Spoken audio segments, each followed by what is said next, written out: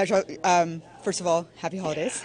So, yes, it was very short in one term, but in another term, you've been off the ice as a group for 3 games. How important is that beginning of the game, almost maybe that short shift, just sort of getting back in that motion? Huge. We emphasized that a lot this morning with Keefe, and we know the opponent we're up against, and they're going to come hard, and we're going to have to match that, and then even one up it right off the bat. What is the benefits of like having that mindset of those short shifts? Like, what are you looking for from each other in that moment? It's just a mental thing, I think. Coming off a break, keep it short, go as hard as you can until you kind of find a rhythm and a groove. So yeah, hopefully, we'll come out of the gates flying. You talk about the importance of these 2 games. I mean, obviously they've got a couple games in hand. You guys are playing there. I mean, what is this moment like? These next 48 hours? Yeah, these back-to-back. You don't really play teams back-to-back, the same teams at least. So almost a little playoff feel, which is cool. 2 teams who are very similar in the standings, and we know it's division rivals. So we're gonna have to be at our best. You're playing Carolina again, this time again here at the Prudential Center. Just what it means to you as somebody getting to play your former team. Yeah, still probably a little weird for me to be honest. Yeah, I don't know. We'll see, right? But yeah, no, it's cool. Obviously, you have these games, marked down and play against your buddies and your former teams. So it'll be exciting. It'll be fun 48 hours for myself. What about this? It's also like the start of this very lengthy road trip, even though we're starting at home. How crucial is it, A, to get off to a good start here, and B, just this road trip in and of itself? Huge. I could build momentum for the whole trip, ultimately. You come out, you play well against these guys, you get some more confidence, and, you kind of just take that into the West Coast trip. So let's just talk about being off for a couple days here. How important is it to maybe keep those shifts short early in this game to sort of get that feel back? Because sometimes you're off for one day, but 3 days.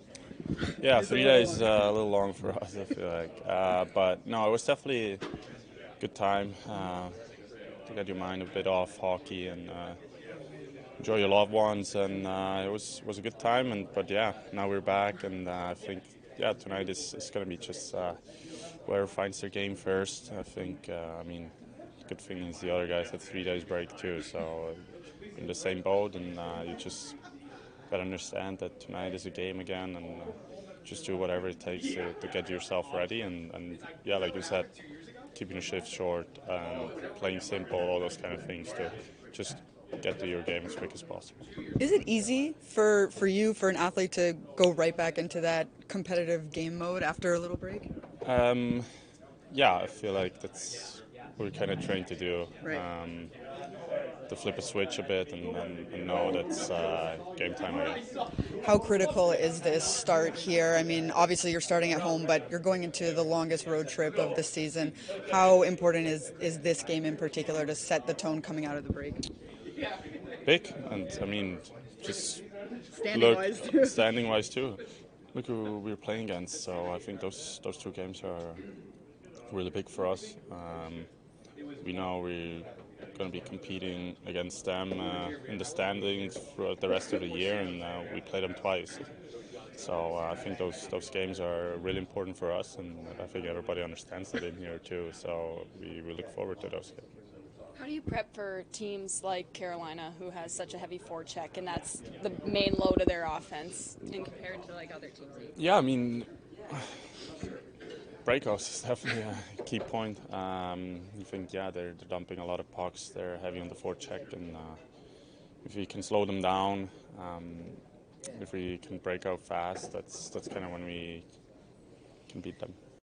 Sheldon, first of all, I know before the break you said you were spending it here with your family. How was your last couple days, and how nice is it to kind of use that time to disconnect as well? Yeah, it's terrific. It was good to just stay here and kind of lay low and enjoy family and being around everything that's here in Jersey and New York and everything that's available over the holidays. So it's a good few days, but right back here to it today. So just feels like you're right back in the rhythm. I was going to say, no easing into this one, given the first 2 games that you have as you lead into this long road trip. How critical are these next 48 hours really for your club when you look at standings and just performing well against this team? Yeah, I mean, I don't think I'd use the word critical, but it's certainly coming out of the break, it's the team that gets your attention the most, mainly, because of the respect you have for them as a team. You know how competitive they are, you know how hard they make it on you if you're not at your best. So, we'll look to be up to that challenge. Of course, the greatest challenge for us is just to get back to the level we were at with our team. We were playing really well. When you're playing well like that, maybe not the most ideal time to have a break and sort of disrupt that rhythm a little bit, but we're just going to be looking to and hoping to, just get right back to it and not miss a beat. Skating a couple laps at the end there, getting everyone's legs after a 3-day break. How critical, I'm not going to use that word, but how important it is at the beginning of the game to really keep your shifts short and sort of get into that rhythm? Yeah, I think it is important, when the guys are used to moving consistently, even on off days, guys are moving and taking care of themselves. And I think, it's natural for a lot of that to go by the wayside over the break. You want guys to completely disengage, but then it is hard to get back up to speed. So try to maximize what you can get out of short morning skate.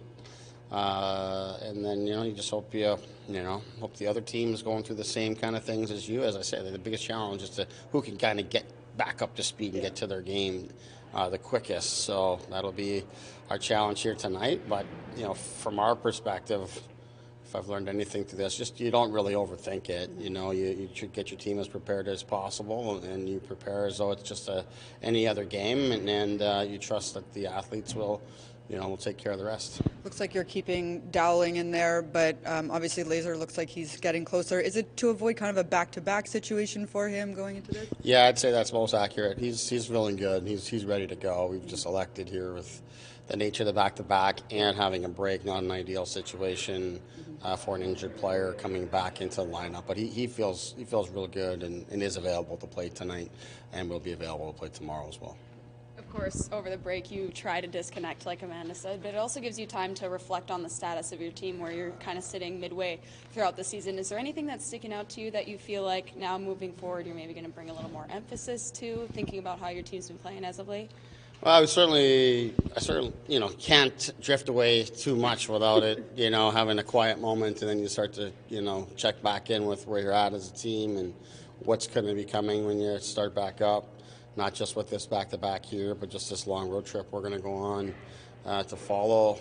And then you want to make sure your game's in order. And I feel good with where we're at. I think the guys have a real understanding of how we want to play and what it looks like when we're at our best, and the success that can follow with it. So I think there's a real good trust and understanding there from players to coach.